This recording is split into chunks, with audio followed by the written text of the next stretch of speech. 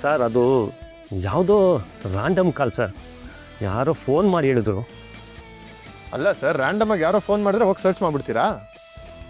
Sir, ಇವತ್ತಿಲ್ಲಿ ನಡೆಯೋದಕ್ಕೆ ಖಂಡಿತವಾಗ್ಲೂ ನಾವು ಕ್ರಮ ತೊಗೊತೀವಿ, ಸುಮ್ಮನೆ ಅಂತೂ ಬಿಡಲ್ಲ.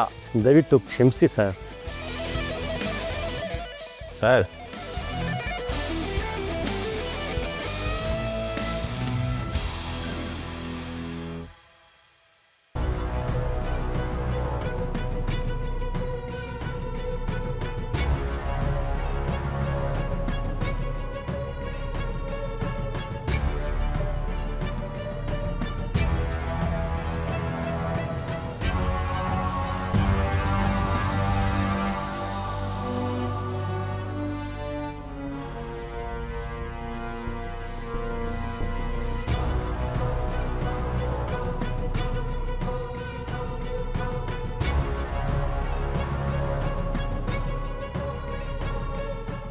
ಯಾರೋ ಬೇಕಂತಾನೆ ಮಾಡಿದ್ದಾರೆ ಕಣ ಸೂರ್ಯಪ್ರಕಾಶು. ನಿನ್ನ ಘನತೆಗೆ ಕುಲ್ ಹೊಡೆಯೋಕ್ಕೆ ಅಂತಾನೆ ಮಾಡಿದ್ದಾರೆ. ನಿನ್ನ ಮನೇಲಿ ನಿನಗೇ ಅವಮಾನ ಮಾಡೋ ಪ್ಲ್ಯಾನ್ ಹಾಕಿದ್ದಾರೆ. ಅಚಾನಕ್ ಆಗಿರೋದಲ್ಲ, ಪಕ್ಕಾ ಪ್ಲ್ಯಾನ್ ಹಾಕಿದ್ದಾರೆ. ಅಲ್ಲ, ಮಿಸ್ಇನ್ಫಾರ್ಮೇಷನ್ ಅಂತ ಹೊರಟೆ ಹೋದ್ರು. ಫಸ್ಟ್ ಆಫ್ ಆಲ್, ನಮ್ಮ ಮೇಲೆ ಯಾರು ಕಂಪ್ಲೇಂಟ್ ಕೊಡ್ತಾರೆ? ನಮ್ಮ ಮನೆಯವ್ರ ಮೇಲೆ ಅಂಥ ದ್ವೇಷ ಯಾರಿಗಿದೆ? ಪ್ರಭು,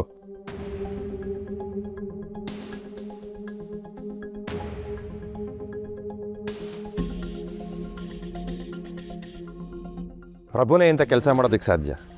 ಇನ್ಯಾರು ಮಾಡ್ತಾರೆ? ರಾಂಗ್ ಇನ್ಫಾರ್ಮೇಷನು ಪೊಲೀಸ್ ಅವ್ರಿಗೆ ದುಡ್ಡು ಕೊಟ್ಟು ಚೂ ಬಿಟ್ಟಿದ್ದಾರೆ. ಮಾಡ್ತೀನಿ, ನನ್ನ ಮಗನ ಹುಡುಕಿ ಸರಿಯಾಗಿ ಮಾಡ್ತೀನಿ. ಇವರಲ್ಲಿ ಹೋಗಿ ಪೋಸ್ಟ್ ಕೊಟ್ಟು ಹೀರೋ ಆಗೋದೇನು ಬೇಕಾಗಿಲ್ಲ. ತಪ್ಪಗಿರ ಕೇಳು. ನ್ಯಾಯ, ನೀತಿ, ಸತ್ಯ, ಧರ್ಮ ಇವುಗಳನ್ನು ನಂಬ್ಕೊಂಡು ಬದುಕ್ತಾ ಇರೋನು ಈ ಸೂರ್ಯಪ್ರಕಾಶ್.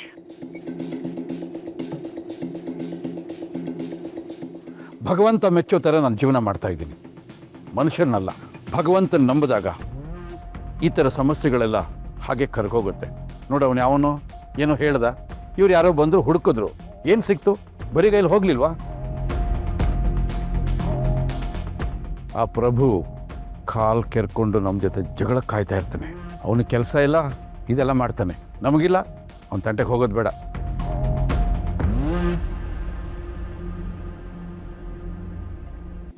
ರುಕು, ಸಾರಿ, ನಾನು ನಿನ್ನ ಮಾತಾಡ್ಸೋದೇ ಮರ್ತುಬಿಟ್ಟೆ. ಏನಮ್ಮ ಇಷ್ಟು ದೂರ ಬಂದಿದ್ದು? ಅದು ಸರ್, ಈ ಕಡೆಯಿಂದನೇ ಪಾಸ್ ಆಗ್ತಿದ್ದೆ, ಹಾಗೆ ಮಾತಾಡ್ಸ್ಕೊಂಡು ಹೋಗೋಣ ಅಂತ ಬಂದೆ. ಕಲ್ಯಾಣಿ, ರುಕ್ಕು ಬಂದಿದ್ದಾಳೆ, ಅವಳಿಗೆ ಕುಡಿಯೋಕ್ಕೆ ತಿನ್ನೋಕ್ಕೆ ಏನಾರು ವ್ಯವಸ್ಥೆ ಮಾಡಮ್ಮ. ಕಲ್ಯಾಣಿ, ನನ್ನ ಮಾತು ಕೇಳಿಸ್ತಾ ನಿನಗೆ? ಮಾವ, ರುಕ್ಕು ಬಂದಿದ್ದಾಳೆ, ಅವಳಿಗೆ ಕುಡಿಯೋಕ್ಕೆ ಏನಾರು ಕೊಡು ಅಂತ ಹೇಳಿದೆ.